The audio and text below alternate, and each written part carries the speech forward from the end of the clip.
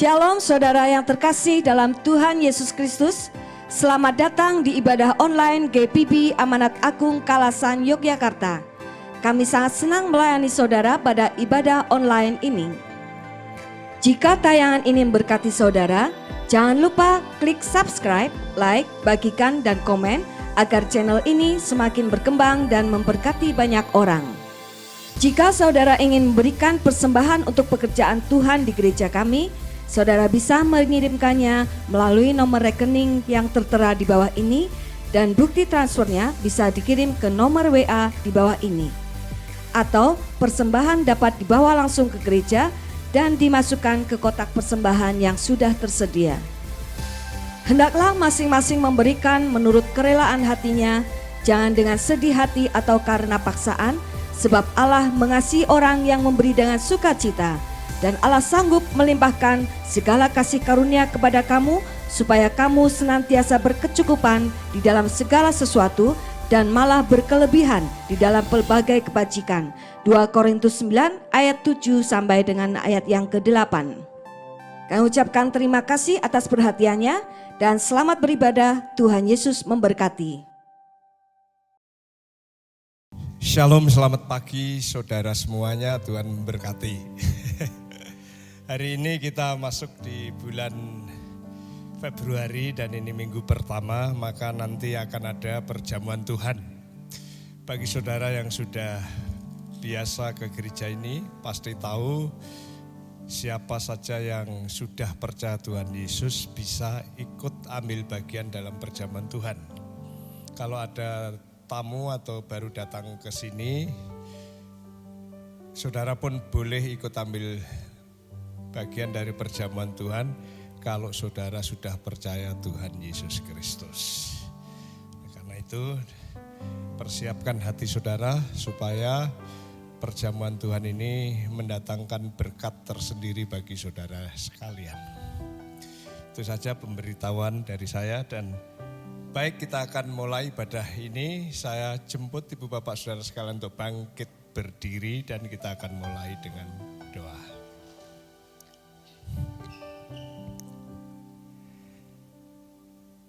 Kita mengaku di hadapan Tuhan bahwa sumber pertolongan kita satu-satunya datang dari Tuhan Allah. Tuhan Allah yang sudah menciptakan bumi langit dan segala isinya. Tuhan Allah yang sudah menciptakan saudara dan saya. Tuhan Allah yang sudah datang di dalam nama Tuhan Yesus Kristus, yang sudah menebus saudara dan saya dari dunia kegelapan menuju kepada terangnya yang ajaib. Dari anak-anak berdosa menjadi anak-anak kebenaran. Saudara dan saya menjadi umat tebusan Tuhan. Tuhan Allah yang sudah datang di dalam nama Tuhan Roh Kudus yang menyertai, yang membimbing, yang memimpin, menghibur dan memberkati kita dan tidak pernah sedetik pun meninggalkan kita sekalian. Turunlah kiranya kasih karunia dan damai sejahtera dari Allah Bapa, Putra dan Roh Kudus atas kita sekalian, sehingga ibadah ini memperkenan Dia, mempermuliakan Dia, dan lebih daripada itu kita semua diberkati. Karena ibadah ini kami alaskan dan kami persembahkan hanya bagi Raja di atas segala gereja, Tuhan dari atas segala Tuhan, yaitu Yesus Kristus. Terpujilah namamu dari kekal sampai kekal. Amin. Ya Allah, Engkaulah Allahku. Aku mencari Engkau, jiwaku haus kepadamu. Tubuhku rindu kepadamu seperti tanah yang kering dan tandus, tiada berair. Demikianlah aku memandang kepadamu di tempat kudus sambil melihat kekuatanmu dan kemuliaanmu. Sebab kasih setiamu lebih dari hidup, bibirku akan memegahkan Engkau. Demikianlah aku mau memuji Engkau seumur hidupku dan menaikkan tanganku demi namamu. Kalau kita ada hari ini, itu karena Tuhan memberikan kesempatan bagi kita. Kalau kita bisa bernafas hari ini, itu karena kasih setia dan kemurahan Tuhan.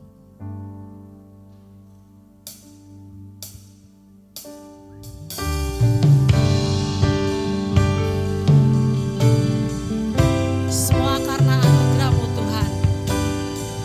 Bukan karena kuat, namun Roh Tuhan yang menguatkan.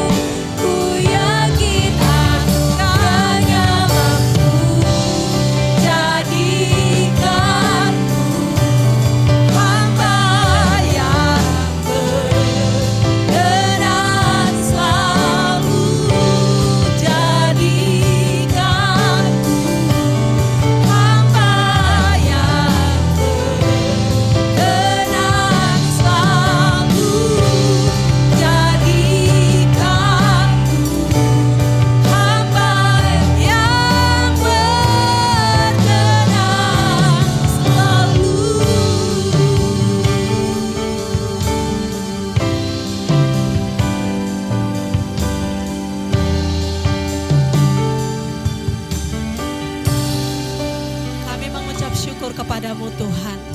Kalau kami bisa ada hari ini, itu semata-mata anugerah Tuhan. Dan sebagai rasa syukur kami, terima kasih kami mau menyembah Engkau pagi hari ini. Karena itu Tuhan, urapi kami masing-masing dengan kuasa-Mu.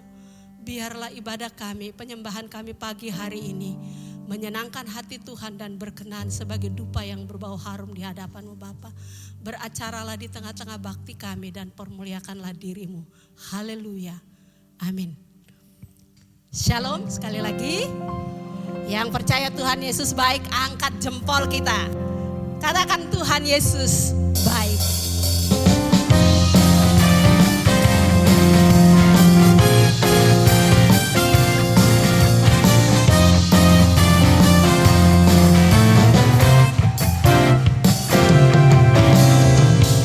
Ada berkesudahan, kasih setiamu Tuhan, selalu baru rahmat-Mu bagiku. Hari berganti hari, hari berganti hari, tetap kulihat kasih-Mu, tak pernah berakhir hidupku. Tuhan Yesus baik, Tuhan Yesus baik, sungguh amat baik, untuk selama-lamanya. Tuhan Yesus baik, Tuhan Yesus baik, sungguh amat baik, untuk selama-lamanya. Tuhan Yesus baik. Kaum pria, yang laki-laki, Kasih setiamu Tuhan, selalu baru rahmat-Mu bagiku. kaum wanita, hari berganti hari, tetap kulihat kasih-Mu, tak pernah berakhir hidupku. Tuhan Yesus baik, Tuhan Yesus baik, sungguh amat baik, untuk selama-lamanya. Tuhan Yesus baik, Tuhan Yesus baik, ya amat baik, untuk selama-lamanya. Tuhan Yesus baik. Yesus baik bagiku, Yesus baik bagi saudara.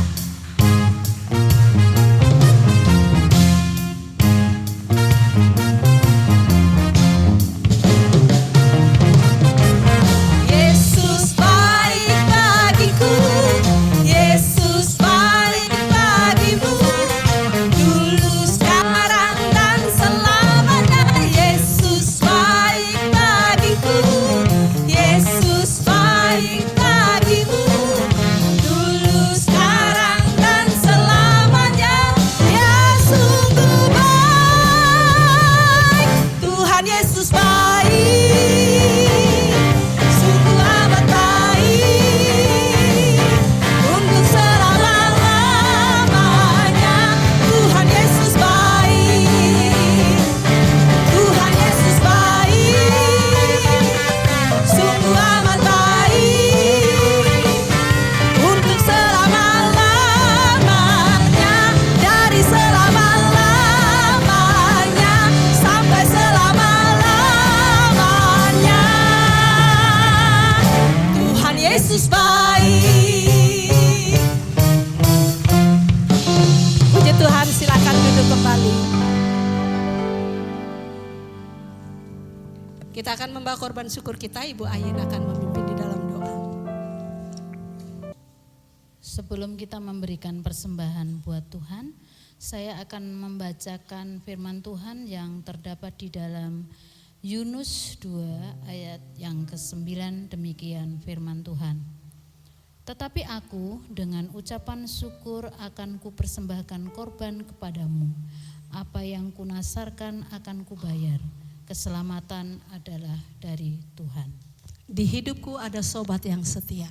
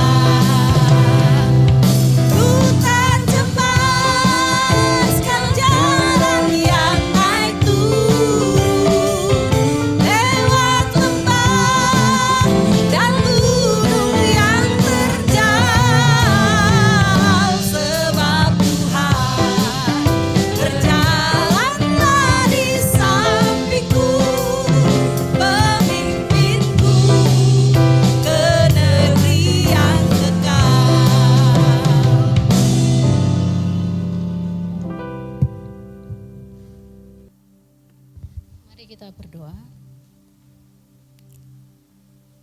Tuhan yang baik, Tuhan yang kami sembah di dalam Tuhan Yesus Kristus, terima kasih untuk berkat Tuhan yang boleh Tuhan berikan dalam hidup kami hingga sampai hari ini. Jika kami boleh memberikan persembahan untuk pekerjaan-Mu, itu juga karena anugerah Tuhan yang Tuhan berikan dalam hidup kami. Oleh karena itu Tuhan, biarlah persembahan ini berkenan di hadapan Tuhan dan menjadi dupa yang harum di hadapan-Mu. Berkatilah anak-anak-Mu, jemaat-Mu di tempat ini yang sudah memberi untuk pekerjaan-Mu. Kami berdoa untuk pengelola, biarlah Tuhan memberikan hikmat sehingga keuangan bisa berjalan dengan baik dan nama Tuhan dipermuliakan. Memberkati gereja kami di tempat ini dalam situasi dan kondisi yang sampai hari ini corona belum juga pulih, kiranya Tuhan terus membentengi kami dengan kuasa-Mu, jemaat Tuhan, anak-anak Tuhan, semua hamba-hamba Tuhan yang melayani, kiranya Engkau membungkus dengan kuasa-Mu sehingga kami masih diberikan kesempatan untuk bersama-sama memuliakan Tuhan di tempat ini. Bapa di surga, pada kesempatan hari ini juga kami berdoa untuk bangsa dan negara kami. Terima kasih Engkau sudah memberkati bangsa kami, memilih para pemimpin-pemimpin bangsa ini yang Tuhan izinkan untuk memimpin bangsa ini.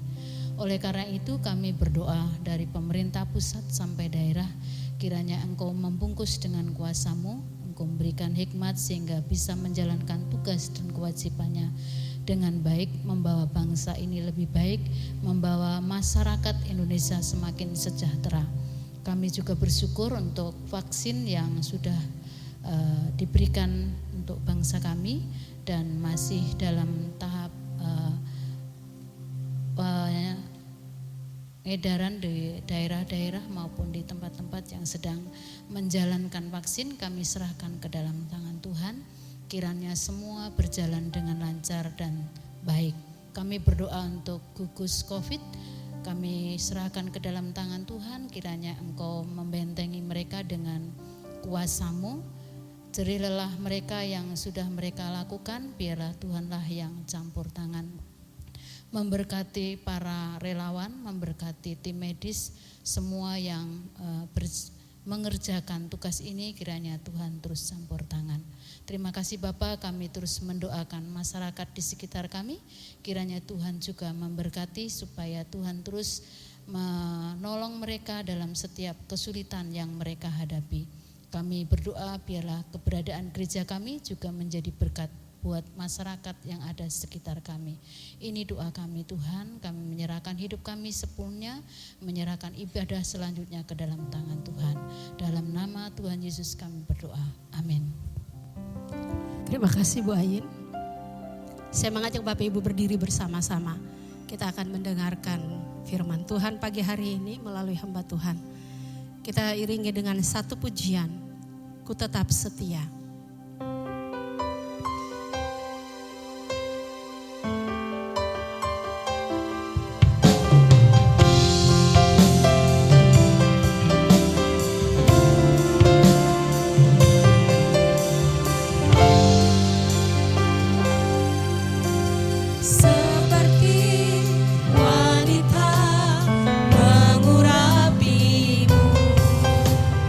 Menangis di bawah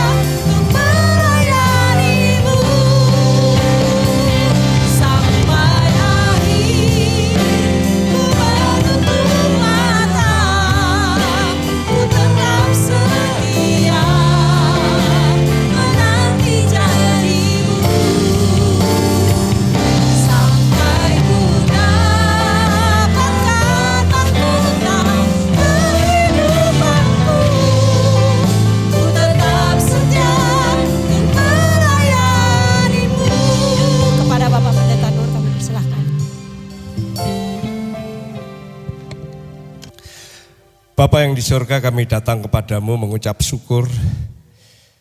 Terima kasih karena Tuhan memberi waktu kepada kami untuk bisa beribadah bersama-sama. Terima kasih kami sehat, terima kasih kami bisa menghampirimu dalam sembah bakti kami pada hari ini. Baik yang ada di dalam ruangan gedung gereja ini maupun yang ada di luar sana yang mengikuti ibadah ini secara online. Bapak, kami berdoa mohon urapan yang dari sorga sehingga terjadi pencerahan batin kami bisa menangkap kebenaran firman Tuhan itu dan bisa menerapkan dalam kehidupan kami hari ke sehari. Terima kasih Bapak di surga, kami serahkan pemberitaan firman-Mu pada pagi ini dari awal sampai akhir sepenuhnya dalam penguasaan Tuhan Yesus Kristus Sang Empunya firman itu. Haleluya. Amin. Silahkan duduk.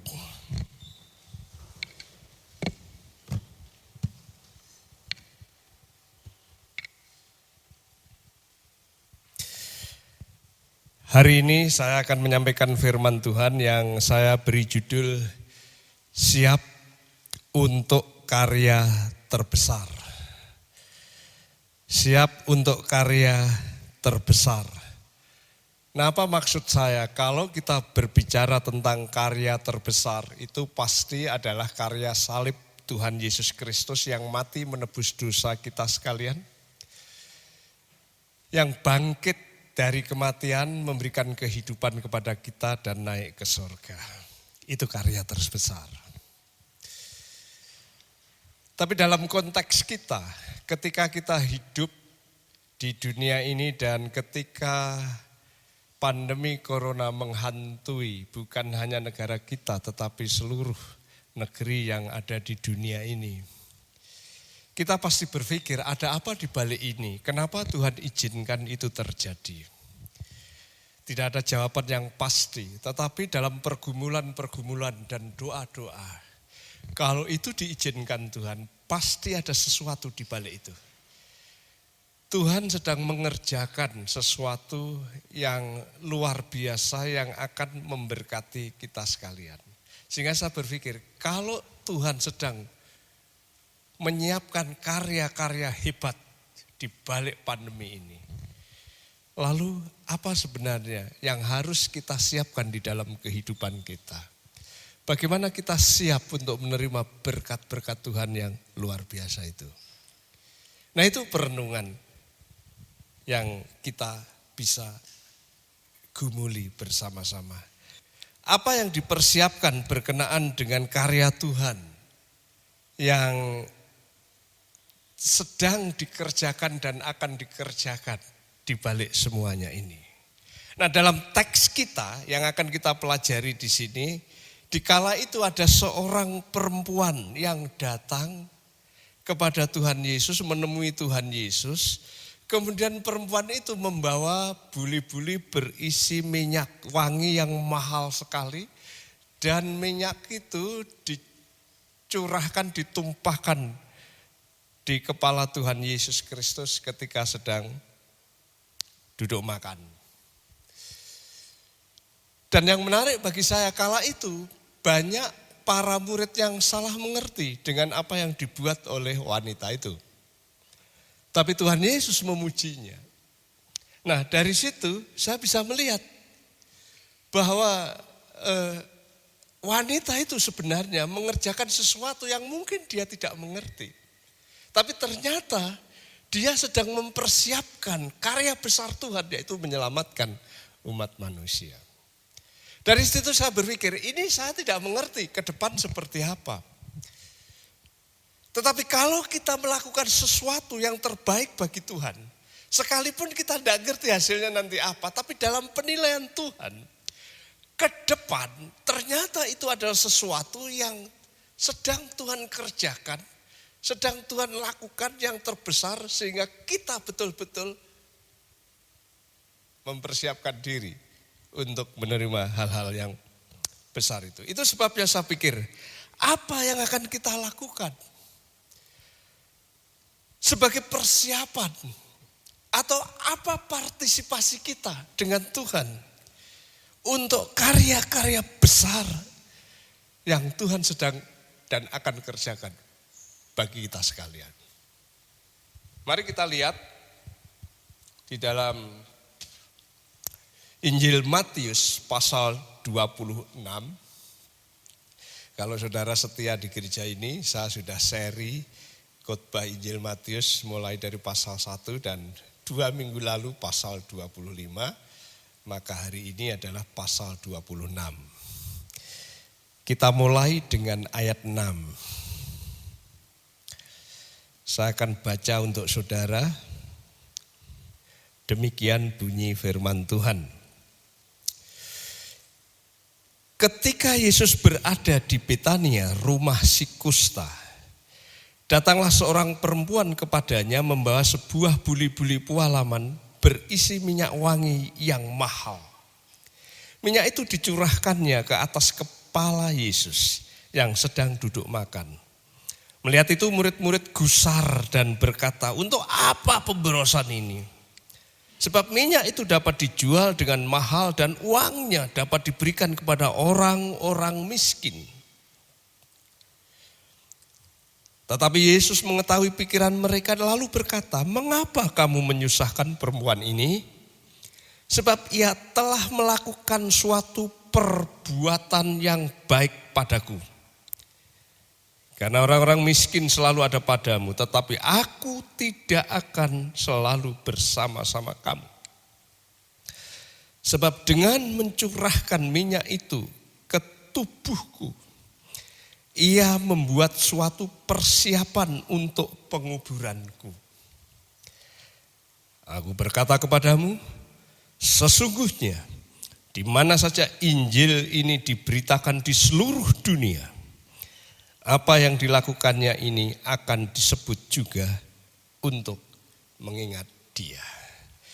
Jemaat yang dikasihi Tuhan, kalau saudara perhatikan 2 minggu lalu kita sudah mendengar pengajaran Tuhan Yesus berkenaan dengan penghakiman kambing dan domba. Dombanya tidak dihakimi, domba langsung masuk. Kambing yang dihakimi. Nah, di pasal 24 dan 25 itu boleh dikatakan pengajaran Tuhan Yesus di dalam Injil Matius yang terakhir. Dan kalau saudara perhatikan itu dicirikan dengan ungkapan, saudara bisa perhatikan di pasal 26 bagian awal di situ, diakhiri dengan perkataan setelah Yesus selesai dengan segala pengajaran itu. Nah, itu ciri khas Tuhan Yesus. Kalau saudara perhatikan misalnya di dalam Matius pasal yang ke-7 ayat 28, pasal 13, 53, 19 ayat 1. Selalu dia bilang begini, setelah Yesus selesai dengan segala pengajarannya, Matius mencatat begitu. Setelah Tuhan Yesus selesai dengan segala perumpamaannya, setelah selesai Tuhan Yesus dengan segala, nah itu berarti pengajaran itu sudah selesai, kemudian satu tindakan atau kisah yang lain. Nah 24-25 diakhiri dengan penghakiman kambing dan domba. Setelah selesai dengan pengajarannya itu, kemudian Tuhan Yesus mengingatkan murid-murid. Tuhan Yesus mengingatkan murid-murid bahwa dirinya akan diserahkan dan akan disalibkan dalam 2 hari mendatang. Karena pada saat itu akan mengadakan semacam perayaan atau Paskah yang mengingatkan orang Israel ada pembebasan dari belenggu Mesir, mereka dibebaskan, ada penebusan Paskah. Dalam konteks itu Tuhan Yesus mengingatkan murid-muridnya, dirinya akan diserahkan, dirinya akan disalibkan di masa Paskah itu nanti. Tapi yang menarik, ketika murid-murid diingatkan itu, sepertinya murid-murid tidak paham. Sepertinya murid-murid tidak ngerti. Sepertinya murid-murid mungkin paham tapi tidak terlalu paham. Atau mungkin tahu tapi tidak mau tahu. Atau mungkin ngerti tapi masa bodoh lah. Seperti itu. Barangkali kalau saya bilang tadi malam kami rapat dengan beberapa pengurus, saya bilang, Paskah ini kapan? Nanti April Pak. Kita adakan apa? Persiapan seperti apa? Kita acara seperti apa? Langsung mereka tanggap. Dia menanggapi, memahami maksud saya. Tapi ketika saya berpikir begini, ini ada pandemi. Dan yang susah bukan hanya kita, tapi seluruh dunia susah. Kemudian dalam pergumulan saya itu berpikir, enggak mungkin pandemi ini terjadi Tuhan Yesus enggak tahu. Atau Tuhan Yesus sedang tidur, tiba-tiba ada pandemi, kemudian dia bangun, lah kok ada pandemi? Enggak mungkin. Tuhan Yesus tahu itu, dan Tuhan Yesus izinkan itu, Tuhan Yesus ngerti itu. Dan dalam pergumulan dan pertanyaan saya berpikir, kenapa Tuhan Yesus izinkan? Kenapa Tuhan Yesus ini pandemi terjadi bahkan di seluruh dunia? Dalam pergumulan, dalam pemikiran, dalam doa, saya merasa bahwa Tuhan Yesus kalau izinkan terjadi pandemi itu, maka di balik itu Tuhan sedang bekerja, Tuhan sedang berkarya menyiapkan berkat-berkat besar bagi kita sekalian. Kemudian apa yang kamu siapkan? Ini nanti kalau pandemi ini selesai, kita tidak tahu selesai atau tidak. Tapi di balik itu akan ada berkat besar. Di balik itu Tuhan sedang berkarya besar.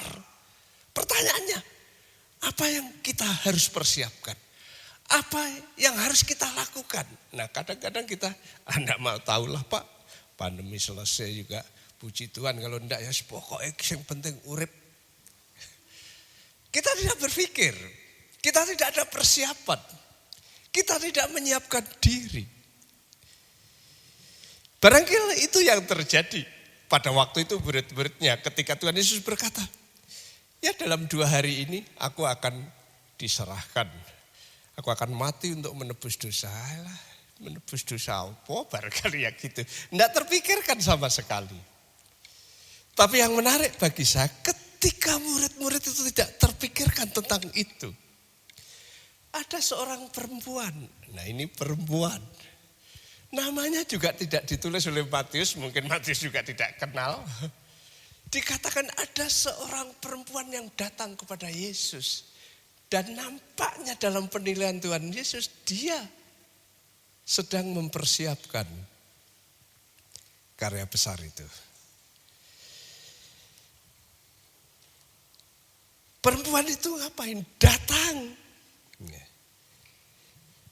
Dalam suasana murid-murid seperti tidak mau tahu karya besar yang sedang Tuhan siapkan dan akan dikerjakan dalam 2 hari mendatang. Dalam situasi dan kondisi yang seperti itu dilaporkan oleh Matius. Ada seorang perempuan yang datang kepadanya di rumah si kusta. Jangan lupa perempuan zaman itu tidak seperti zaman sekarang bisa beribadah bersama-sama, bisa duduk depan juga. Kalau zaman dulu yang duduk depan laki-laki saja. Perempuan yang di belakang. Apalagi perempuan bukan Yahudi, di belakang sono. Ya. Jadi nasib saudara baik. Karena sekarang bisa duduk bersama-sama. Nah, dalam konteks itu dikatakan, coba bayangkan perempuan pada waktu itu seperti itu. Tapi dia bisa datang. Datang kepada Yesus secara langsung. Itu luar biasa. Perhatikan di dalam ayat 6 dikatakan begini. Ketika Yesus berada di Betania, di rumah Simon si kusta, datanglah ayat 7, seorang perempuan kepadanya.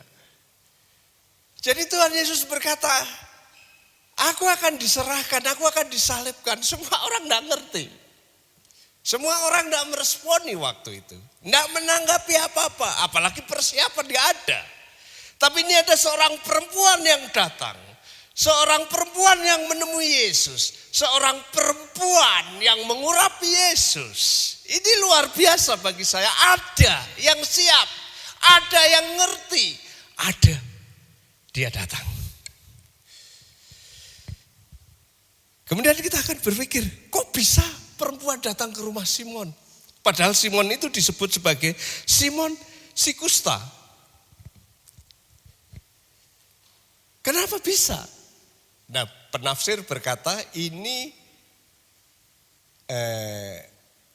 identifikasi si kusta menunjukkan bahwa Simon ini kusta.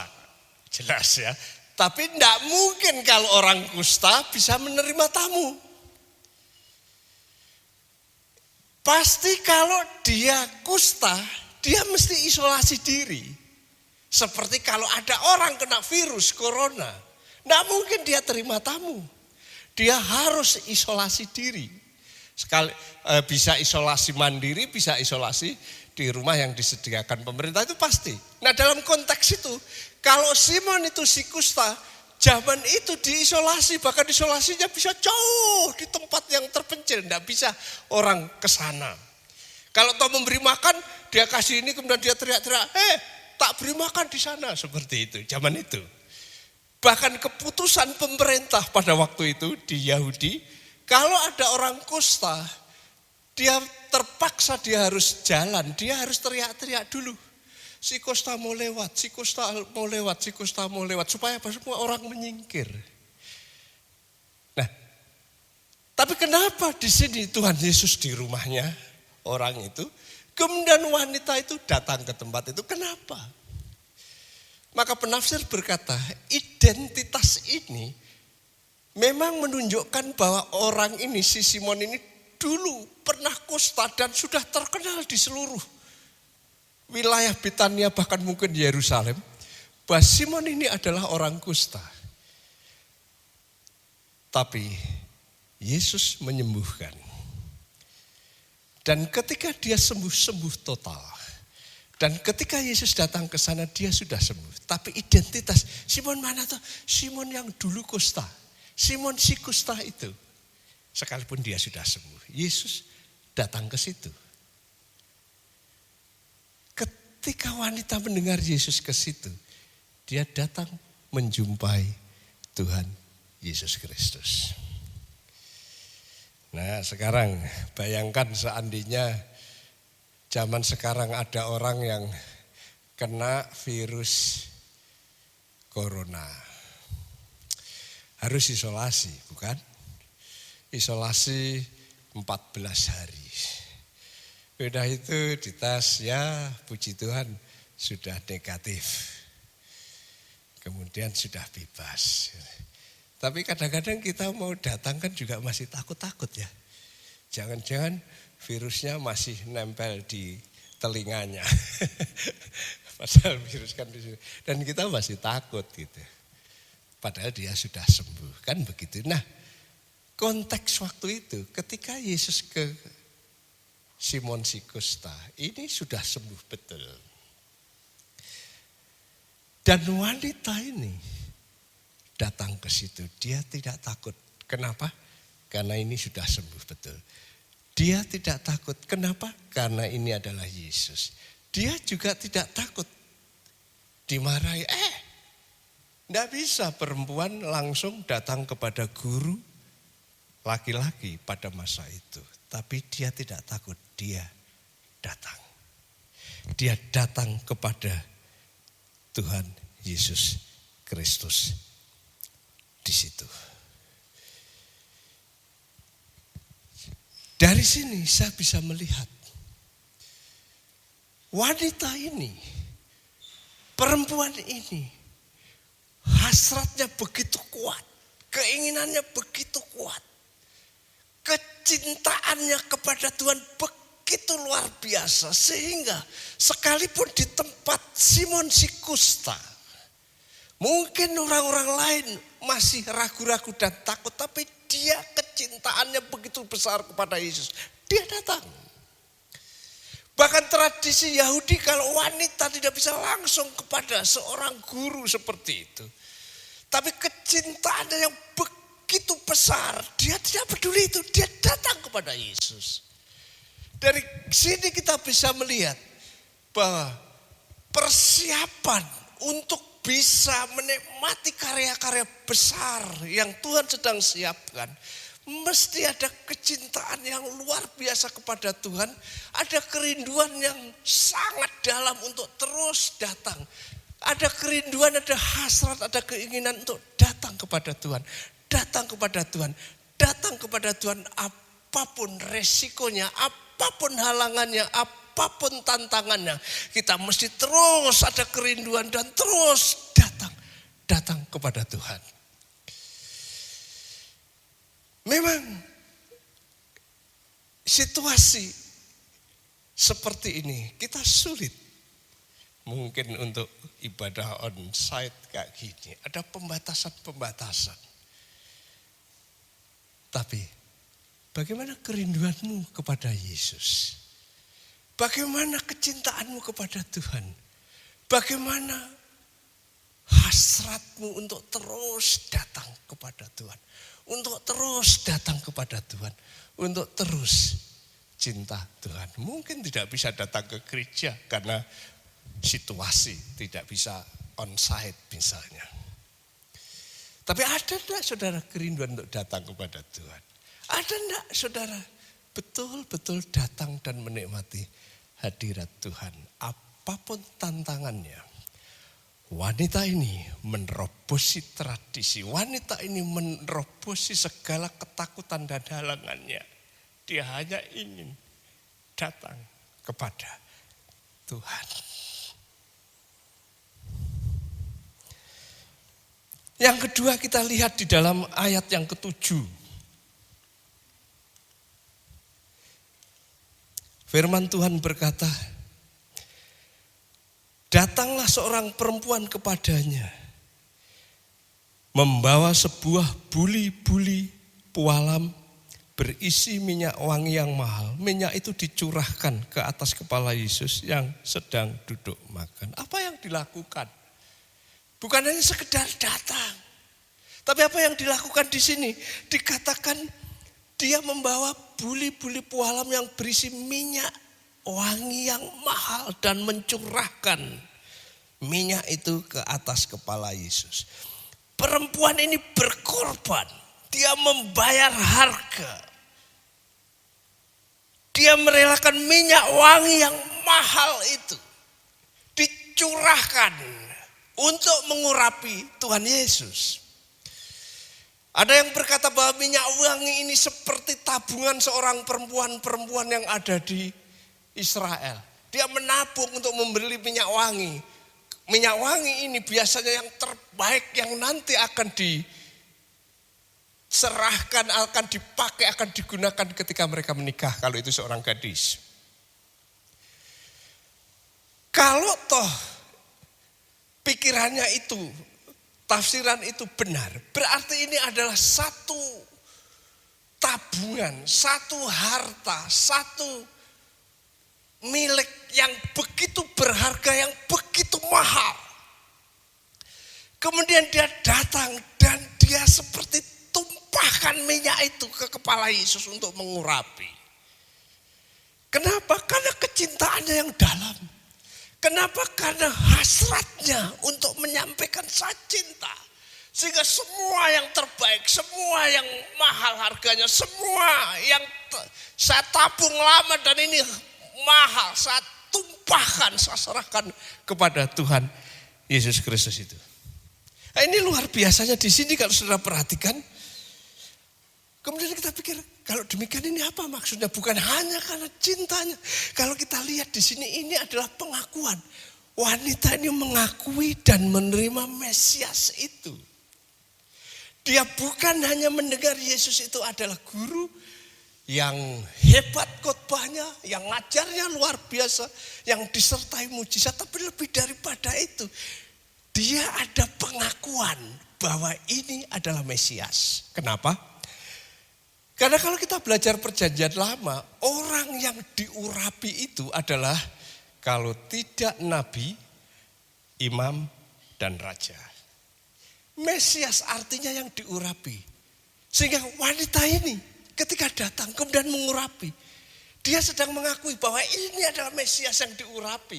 Ini adalah nabi, ini adalah imam, ini adalah raja. Bukan sekedar tamu yang dihormati, tapi ini adalah Mesias. Jemaat yang dikasihi Tuhan, seringkali pengorbanan, pelayanan, bukti kecintaan kita kepada Tuhan yang begitu luar biasa, seringkali malah disalah mengerti orang lain. Dipahami secara salah oleh orang lain. Demikian juga wanita ini, dia datang. Langsung dia membuka buli-buli minyak wangi itu, kemudian ditumpahkan. Ditumpahkan dan saya membayangkan itu semerbak harum mewangi di ruangan itu, wangi luar biasa. Sebenarnya kan ini menyenangkan, menggairahkan. Tapi dia disalah mengerti. Dan yang menyalah mengerti atau yang membuat pemahaman salah justru orang yang dekat dengan Tuhan. Murid-muridnya. Seperti kaget, wah ini pemborosan. Ini sia-sia. Bukankah minyak itu bisa dijual dan uangnya banyak dan nanti kita bisa buat aksi sosial sehingga banyak orang miskin yang bisa tertolong dengan ini. Kenapa perempuan ini melakukan hal yang sia-sia? Kenapa ini pemborosan? Murid-murid yang bilang begitu. Prinsipnya sederhana. Kalau kita datang kepada Yesus, oke. Tapi kalau kita kemudian memberi yang terbaik. Ya, kita pelayanan yang terbaik. Memberi uang yang banyak kepada gereja misalnya. Kemudian memberi waktu yang terbaik kepada gereja. Kemudian kadang disalah mengerti. Dan yang menyalah mengerti kadang-kadang orang dekat. Kalau laki-laki terlalu memberi banyak kepada gereja misalnya, atau pelayanan di tempat yang terkait dengan pemberitaan Injil atau penjangkauan jiwa baru dan lain sebagainya, mungkin bisa saja orang yang terdekat, mungkin istri, "Pah, memangnya kue pendeta no gereja terus? Memangnya kue penginjil merono terus?" Disalah mengerti. Sebaliknya kalau ibu-ibu juga gitu. No gereja pelayanan, no pelayanan. Suami mungkin, memang suamimu gereja? Disalah mengerti. Pemuda juga begitu, rajin pelayanan. Kamu ke sini itu untuk pelayanan atau untuk kuliah? Pelayananmu bagus tapi kuliahmu kedar ya. Memang betul kalau kuliahnya kedar ya jangan. Tapi sering kita disalah mengerti. Oh, minta maaf, kedar itu kacau balau. Itu bahasa Jawa. Jadi poinnya apa? Poinnya, kalau kita mau menyiapkan diri untuk menerima karya-karya terbesar Tuhan, yang pertama kita mesti ada kerinduan untuk datang. Yang kedua kita mesti rela bayar harga, rela pelayanan, memberi yang terbaik. Sekalipun kadang-kadang disalah mengerti orang lain. Kadang-kadang dinilai salah oleh orang lain. Kadang-kadang dianggap mungkin dia sok saleh, sok rohani, sok penginjil, sok pendeta. Disalah mengerti oleh orang lain. Tapi wanita ini sekalipun disalah mengerti, dia terus melakukan aksinya mengurapi Tuhan Yesus. Karena dia tahu ini yang terbaik yang bisa diberikan kepada Tuhan. Jadi prinsipnya sebenarnya sederhana, kalau kita mau berkorban bagi Tuhan, mungkin harta, mungkin uang, mungkin waktu, mungkin berbagai yang kita punyai untuk Tuhan. Seringkali orang berkata sia-sia itu bukan pekerjaanmu. Seringkali kita dikatakan, kamu sok suci, sok rohani, sok Kristen, sok ini. Tapi kalau saudara menyiapkan diri untuk karya yang terbesar bagi Tuhan, memang perlu memberi yang terbaik. Perlu berkorban bagi pelayanan. Karena Tuhan sudah lebih dahulu memberi korban yang terbaik. Kita harus berani bayar harga. Sekalipun sering disalah mengerti orang lain. Yang ketiga kita lihat di sini proklamasi. Dikatakan di situ Yesus sendiri yang menjelaskan apa yang dilakukan oleh perempuan ini. Jadi dia datang kepada Yesus, dia mengurapi Yesus sebagai persiapan karya terbesar. Tapi murid-murid salah mengerti. Murid-murid salah menilai. Murid-murid menilai salah. Kemudian Tuhan Yesus sendiri membuat penilaian yang luar biasa. Dia katakan begini ayat 12. Sebab dengan mencurahkan minyak itu ke tubuhku, ia membuat suatu persiapan untuk penguburanku. Perempuan ini mungkin tidak tahu makna, dampak, atau mungkin penilaian Tuhan terhadap dirinya juga tidak tahu. Dia tahu Tuhan membelanya. Dia tahu Tuhan memberi penilaian yang khusus kepada dia. Tapi maknanya itu apa? Dia tidak ngerti. Maknanya itu apa? Dia itu melakukan yang benar. Dia itu melakukan yang baik. Dia memberi persiapan penguburanku. Dia juga nggak ngerti. Wong Yesus masih meger-meger kok dia bilang mempersiapkan penguburanku.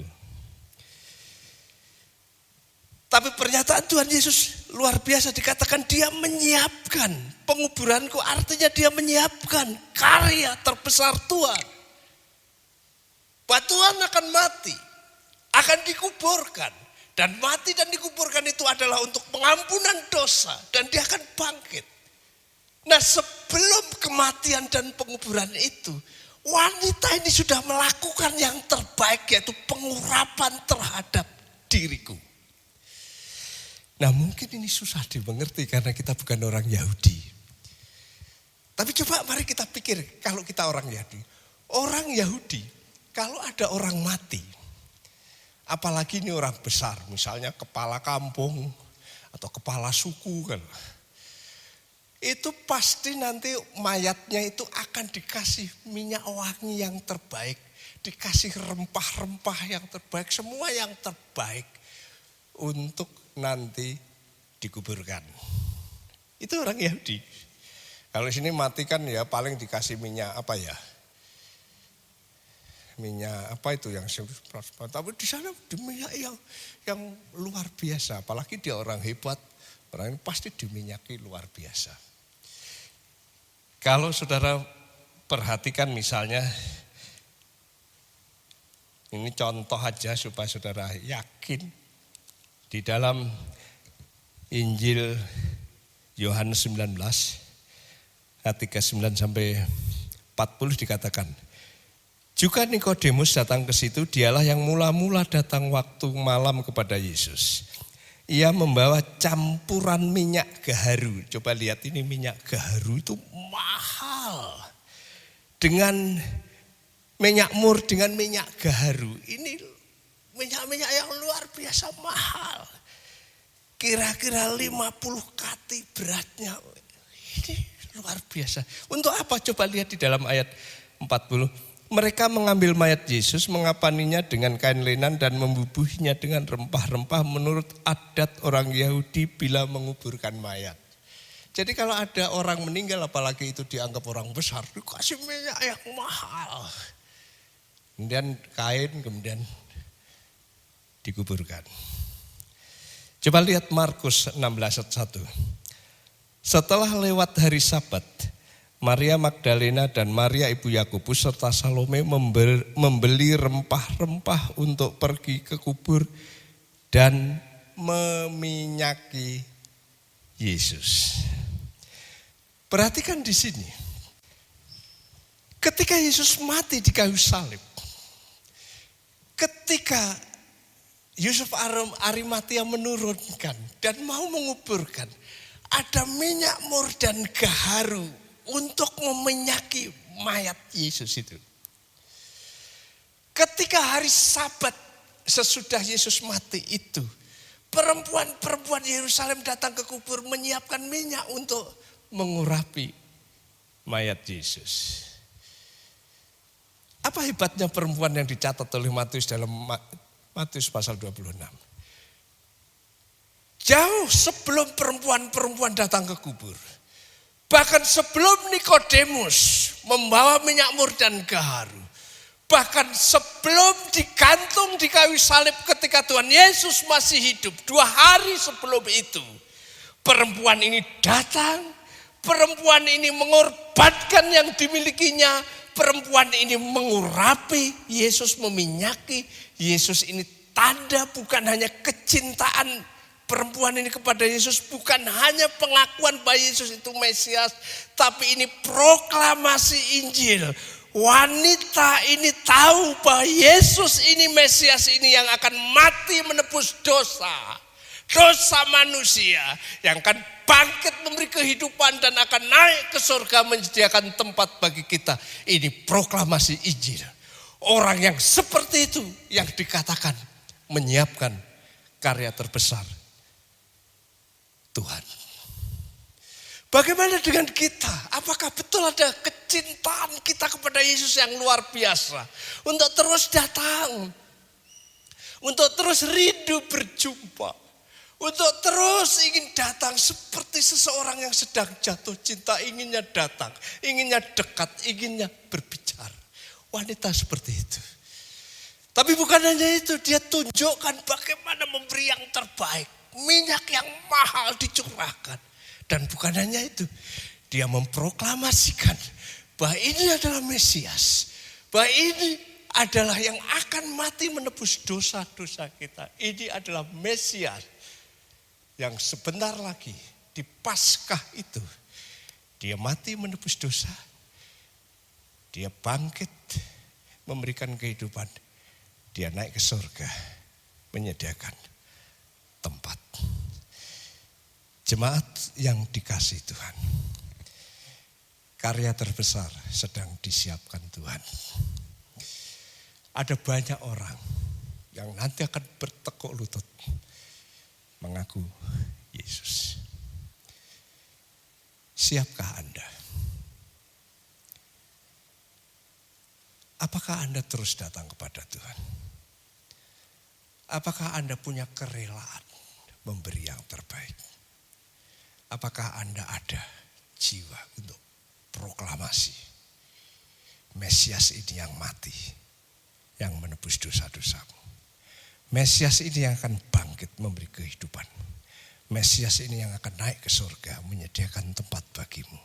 Mesias ini yang nanti akan datang menjemput kita kali yang kedua. Kebenaran itu mesti terpatri di dalam dirimu. Kebenaran itu mesti mewarnai hidupmu. Kebenaran itu yang kalau darah ini tertumpah pun, kebenaran itu tidak akan luntur. Kita datang kepada Yesus, kita punya kerelaan untuk memberi yang terbaik. Kita terus proklamasi Mesias penebus dosa sudah mati, bangkit dan naik ke surga. Tuhan memberkatimu, Tuhan memberkati saya. Mari kita berdoa. Para petugas meja perjamuan saya persilahkan maju ke depan. Dan seluruh jemaat saya persilahkan untuk berdoa dan mencoba meneliti diri sendiri. Berkaca dengan firman Tuhan yang sudah kita dengar bersama-sama. Kalau ada sesuatu yang sedang Tuhan bicarakan kepada saudara, responi itu. Ikrarkan keyakinanmu. Sampaikan janjimu. Kalau memang Tuhan mau saudara melakukan itu. Tuhan, aku mau setia seperti wanita itu untuk terus datang kepadamu. seperti wanita itu terus punya kerelaan dan kesediaan memberi yang terbaik. Seperti wanita itu untuk terus proklamasi Mesias yang mati, bangkit dan naik ke surga. Hari ini kita akan melakukan perjamuan Tuhan, yang mana kita diingatkan bahwa Yesus sudah mati bagi saudara. Yesus sudah bangkit bagi saudara. Yesus sudah naik bagi saudara. Dia janji akan menjemput kita kali yang kedua. Setialah kepada Tuhan dan biarlah engkau diberkati. Demikian bunyi firman Tuhan.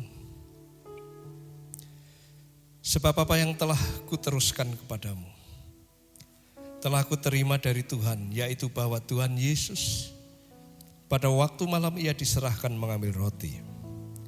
Dan sudah itu ia mengucap syukur atasnya, ia mencah-mecahkannya dan berkata, inilah tubuhku yang diserahkan bagi kamu. Perbuatlah ini menjadi peringatan akan aku. Demikian juga ia mengambil cawan, sudah makan, lalu berkata, cawan ini adalah perjanjian baru yang dimeterkan oleh darahku. Perbuatlah ini setiap kali kamu meminumnya menjadi peringatan aku. Dalam nama Tuhan Yesus kami mau menerima perjamuan ini Tuhan. Berkati kami. Amin. Kita akan terima satu-satu dan nanti kita akan minum dan makan bersama-sama. Sementara itu kita akan menyanyi pujian bagi Tuhan salib hina.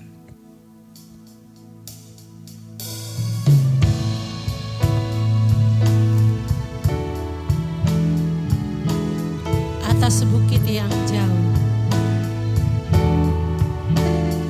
Atas bukit yang jauh tampak salib hina, lambang darah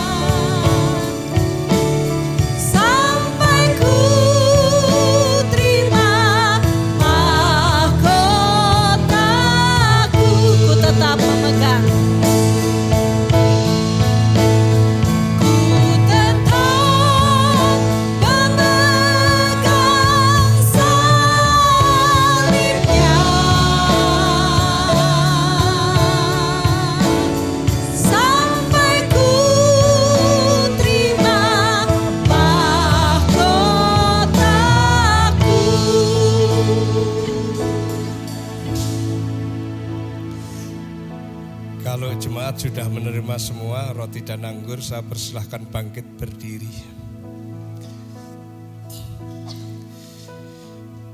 Kita angkat roti dengan tangan sebelah kanan. Jemaat yang dikasihi Tuhan, Tuhan Yesus sungguh mencintai, mengasihi saudara sekalian sehingga dia mati di atas kayu salib. Semua itu untuk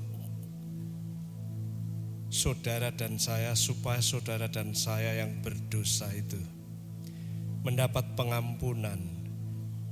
Karena hukuman mati atas dosa itu sudah ditanggung Tuhan Yesus, sudah diganti Tuhan Yesus, dia mati di kayu salib.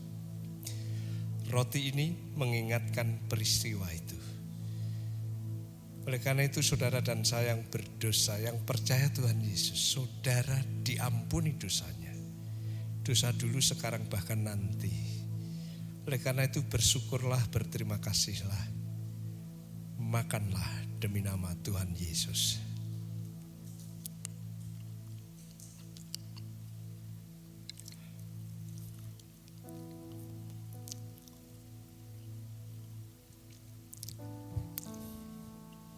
Kalau sudah, angkatlah gelas kecil berisi air anggur ini dengan tangan kanan.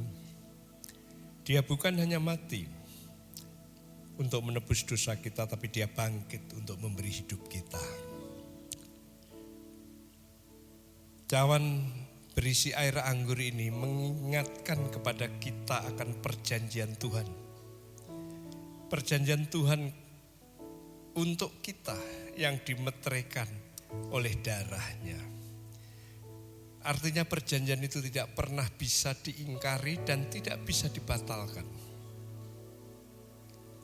Kalau saudara percaya Tuhan, bukan hanya saudara diampuni, saudara mendapat hidup yang kekal. Meterai perjanjian itu adalah darah Tuhan Yesus. Anggur ini mengingatkan peristiwa itu. Oleh karena itu bersyukurlah karena saudara dan saya bukan hanya diampuni, saudara mendapat hidup yang kekal oleh karena kematian dan kebangkitan Yesus. Bersyukurlah, dalam nama Tuhan Yesus minum anggur ini. Haleluya. Makasih Tuhan. Bapa yang di surga, terima kasih karena kami adalah orang-orang yang berdosa, tapi Tuhan ampuni. Melalui kematian dan kebangkitan-Mu kami memperoleh pengampunan dosa, kami memperoleh hidup yang kekal. Kami menjadi anak-anak-Mu, kami bersyukur atas itu Tuhan. Kalau jemaat yang ada di tempat ini, bahkan di tempat sana, mendengarkan kisah ini, mendengarkan kebenaran ini, kami bersyukur dan saudara boleh berdoa apa saja yang menjadi pergumulanmu, tantanganmu, kerinduanmu. Doakan kepada Tuhan kali ini dan biarlah Tuhan memberkatimu. Kasih Yesus.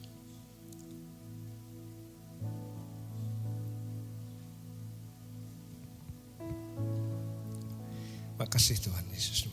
Kita terus berdoa dan para petugas mengumpulkan gelas-gelas kosong.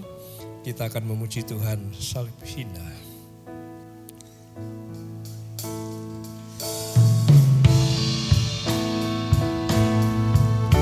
Pada salib hina aku tetap setia.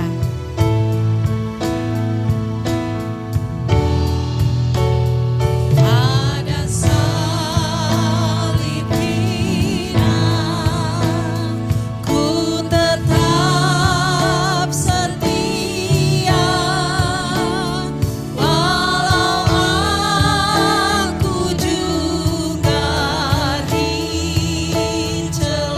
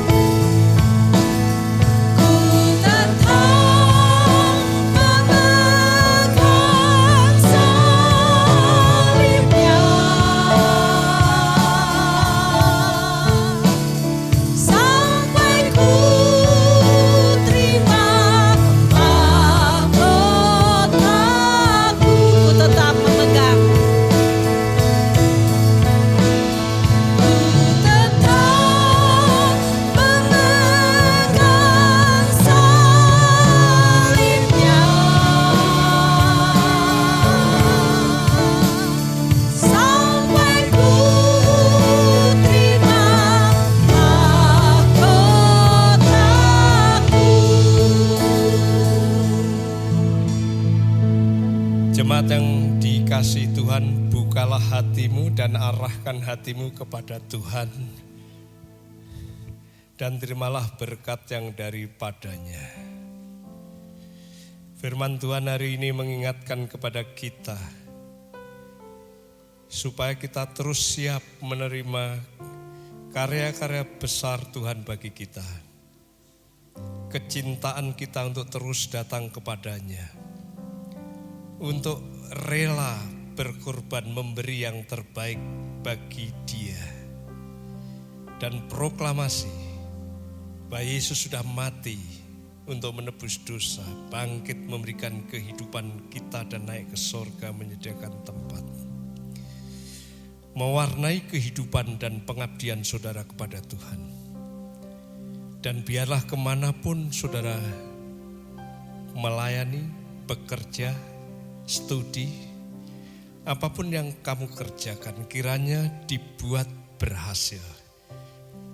Karena kasih karunia dari Tuhan Yesus Kristus, kuasa Allah yang maha tinggi dan penghiburan sejati terus melindungi kehidupanmu, memberkatimu dimanapun kamu berada. Sampai Maranatha, Tuhan Yesus menjemput kali yang kedua. Terimalah berkat ini. Haleluya. Amin. Aku berserah, aku berserah pada Yesus Juru Selamat.